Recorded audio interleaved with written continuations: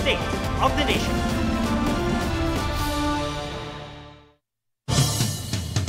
Sensitibo po ang balitang ito mula sa Karkar, Cebu.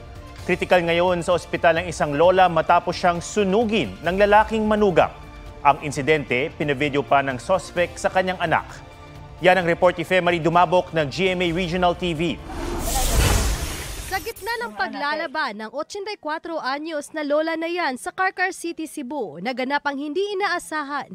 Hindi nakita sa video, pero sinabuyan siya ng gasolina at sinilaban ng kanyang manugang na lalaki.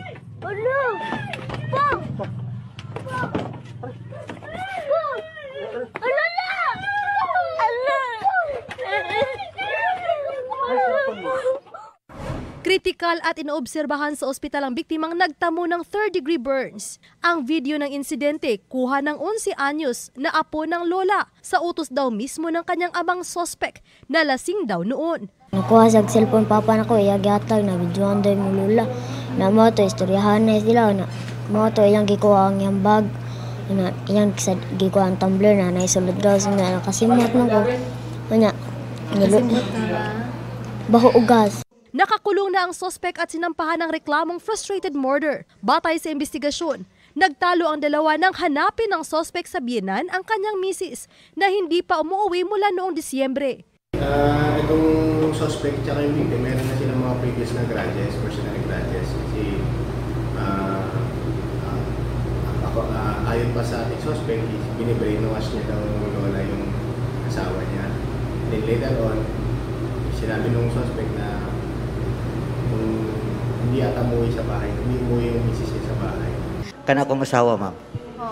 Kung na ako'y problema, digi ko mukaon.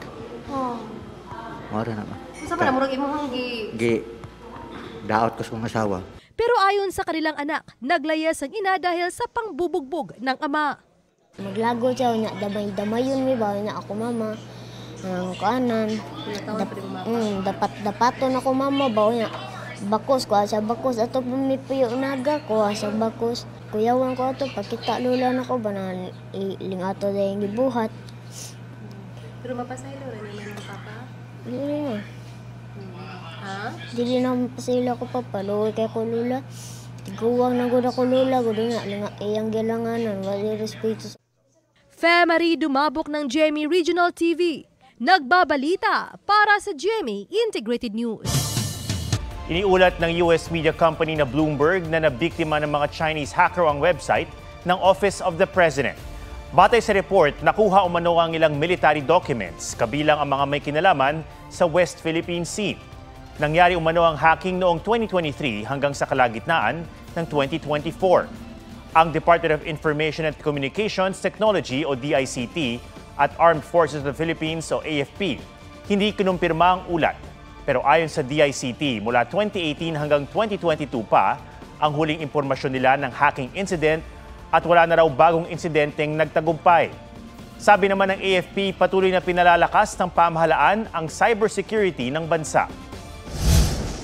So far, what we have seen is that no current information has been compromised. What we've seen so far are old data from many years ago that are being regurgitated or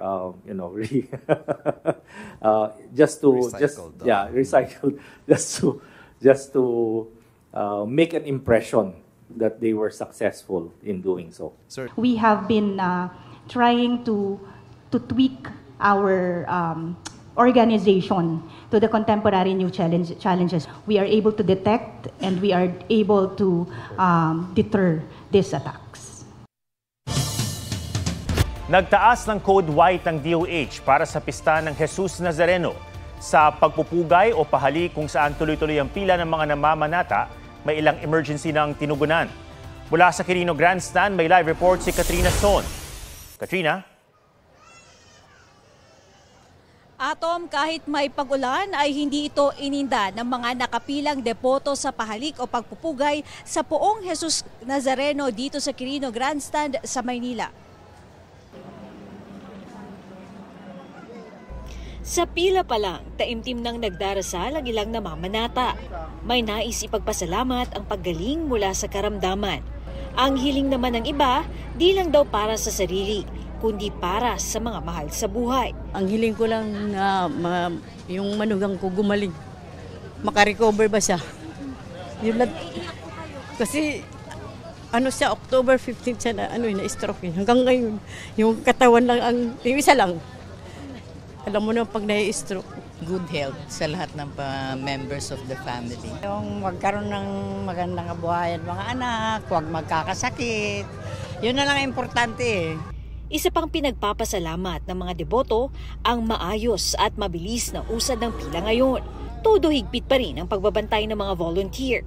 Bukas nila inaasahan ang dagsa ng mga deboto. Inaasahan din ng pamunuan ng Quiapo Church ang buhos ng mga deboto bukas. Kung kailan gagamitin na ang X-ray at walk-through scanner sa entry point sa Palangka Street, papasok ng simbahan. Kukumpiskahin ang mga ipinagbabawal na gamit lalo yung mga maaaring makasakit. Dahil sa mahigpit na pag-check sa mga gamit, asahan ng babagal ang pagpasok. Kaugnay naman sa pista ng Nazareno, nagdeklara ang DOH ng Code White Alert sa Metro Manila, Central Luzon at Calabarzon. Nagtalaga rin daw ng mahigit 200 medical personnel sa ruta ng Andas para sa mga mangangailangan ng atensyong medikal. Sa Quirino Grandstand, may ilan nang nirespondihan. Ang isang trauma case dahil napasukan ng insekto sa kanang mata. Meron kaming medical case na 3 lang. Ito yung difficulty of breathing, tapos yung mga nahihilo, tapos meron kami nagpa-BP check-up kung saan nakakapagtala kami ng 6.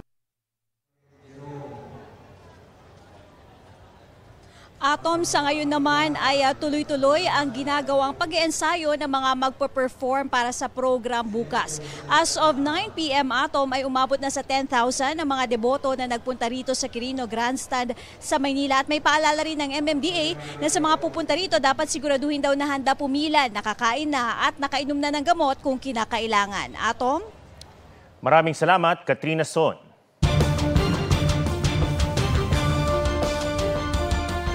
Patay sa saksak sa dibdib ang 2-time SEA Games gold medalist na si Mervin Guarte.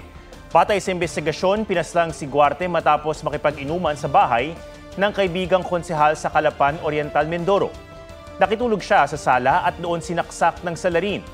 Tumakas ang salarin pero naiwan ang blade ng kitchen knife na ginamit umano sa krimen. Naisugod sa ospital si Guarte at nakausap pa ng investigador bago pumanaw. Hindi raw nakilala ni Guarte ang sumaksak sa kanya. Iniimbestigahan pa ang posibleng motibo sa krimen at ang posibleng person of interest. Si Guarte ay nakagintong medalya sa obstacle events ng 2019 at 2023 Southeast Games Asian Games. Nagpaabot ng pakikiramay ang Philippine Sports Commission at Pilipinas Obstacle Sports Federation. Inalala rin ng ilang atleta si Guarte. Si Olympic pole vaulter EJ Obiena tinawag ang kaibigang si Guarte na kanyang national teammate kuya. Ipinagluluksa rin daw ng Philippine Air Force ang pagpano ni Guarte na isang airman first class at tiniyak na tutulungan nila ang kanyang pamilya. Isang nasawi sa karambola ng 5 sasakyan sa Bukidnon. Sa South Cotabato, nasunog naman ang nagsalpukang minivan at motorsiklo. Yan at iba pang disgrasya sa probinsya sa report ni John Consulta. Matulin ang motorsiklong yan sa Banga, South Cotabato hanggang bigla itong nagliyab. Sumalpok na pala ito sa kasalubong na minivan na tumagilid sa kalsada. Nag-overtake yung motorcycle sa mga sasakyan kaya napunta siya sa kabilang lane. Ang motorcycle, yung pagka-collide niya, doon nag-ignite. Nasunog sila dalawa, yung engine niya, kaya nasunog. Dead on arrival sa ospital ang rider na nagtamo ng head injuries. Sugatan naman ang 7 magkakaanak na sakay ng minivan. Patuloy ang pag-aayos na magkabilang panig. Sa Manolo Fortich, Bukidnon, 5 sasakyan ang nagkarambola matapos mawalan ng kontrol ang driver ng isang 10-wheeler. Damay sa aksidente ang isang motorsiklo, freezer van, pickup truck at nakaparadang elf truck. Isa ang nasawi habang 3 ang sugatan. Inaalam pa ng pulisya kung magsasampan ng reklamo ang kaanak ng nasawi. Nabangga na nga, nagulungan pa ng towing truck ang isang nagbibisikleta sa Cagayan de Oro City. Ayon sa mga polis, natamaan ng kanang gulong ng truck ang biktima at pumailalim pa kaya namatay. Hawak na ng mga polis ang truck driver na tauhan ng Roads and Traffic Administration ng LGU. Aniya, hindi niya nakita ang biktima. Posible siyang sampahan ng reklamong reckless imprudence resulting in homicide. Sa Leganes, Iloilo, isang motorsiklo ang sumalpok sa truck na may kargang backhoe. Dead on arrival sa ospital ang babaeng rider at ang angkas na kanyang manugang. Nakatakdang magharap para sa pakikipag-areglo ang magkabilang panig. John Consulta, nagbabalita para sa GMA Integrated News. Business-minded ka ba? Ngayong 2025, mainam daw na simulan na ang ninanais mong negosyo. Pero kung wala pang naiisip, heto ang ilang business ideas sa report ni Katrina Son. Nang nauso ang work from home nitong pandemic, sumabak sa pagnenegosyo ang empleyadong si Roxanne. More online of food business kami. Yun yung naging bread and butter namin ng husband ko. Natigil siya nang magbalikan na on-site ang mga trabaho. Ngayong 2025, balak daw mag-business muli ni Roxanne kahit napapaisip dahil mahal ang mga bilihin. Additional income po kasi so far since magdadalawa na yung college ko, kailangan po natin ng extra income.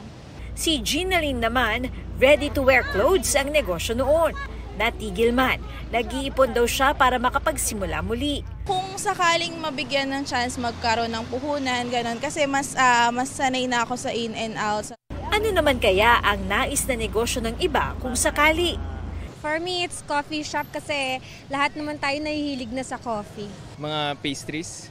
Feeling ko hinahanap-hanap pa rin nila yung mga pagkain na something to parang mababaon nila. Para sa akin, mga parisan. Pilipino mahilig kumain.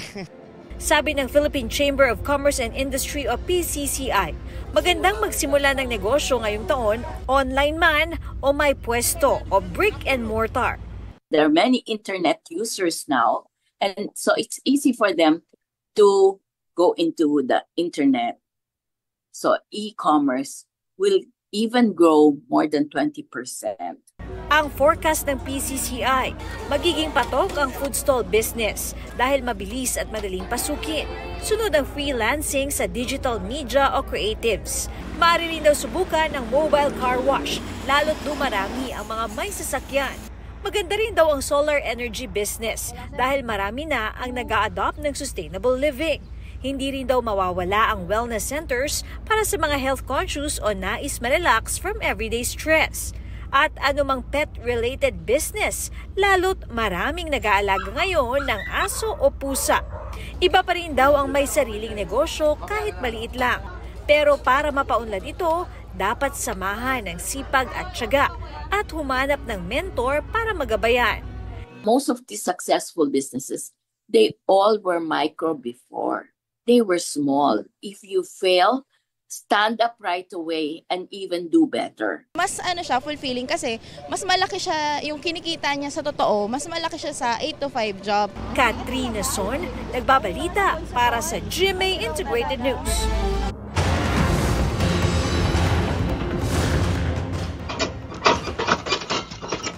Niyanig ng malakas na lindol ng Tibet region sa China.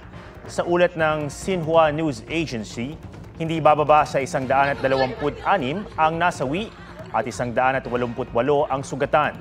Ang epicenter ay sa Tingri County na kilalang gateway sa Mount Everest. 6.8 ang magnitude nito sa datos ng Chinese authorities. 7.1 magnitude naman sa US Geological Survey. Naramdaman din ang lindol sa kalapit na Nepal, Bhutan at India.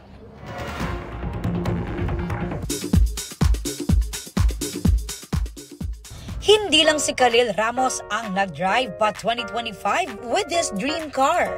Pati ang girlfriend niyang si Gabby Garcia nag-flex ng bago niyang sasakyan. One hand only! Are you ready? Because I'm ready! Binibining marikit star Herlene Budol. Finlex ang husay sa pagbaril. So, first time, hindi na masama kasi nandito na daw sa circle na yun. Days after her breakup announcement, Barbie Forteza enjoys a solo date sa isang cafe.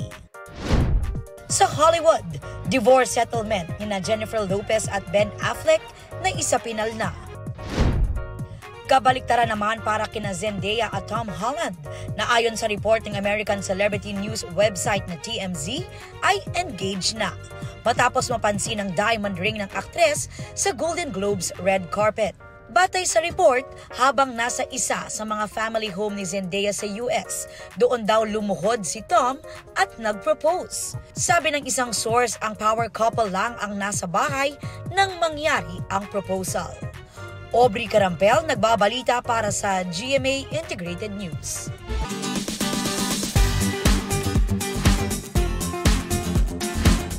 Growing strong ang bond ng tampok naming magkakapatid. Consistent ang tradisyon nila tuwing New Year from 2015 to 2025, all captured in photos. Pusuan na yan sa report ni Oscar Oida. Sa mahigit 10 taon, maraming nagbago sa magkakapatid na ito. Pero tuwing bagong taon, ang kanilang pagkatao tila hindi nagbago. Kung gaano nag-grow, itong si Julian. Mula sa maliit na melon, nagbunga at punong-puno ng blessing ang bawat taon.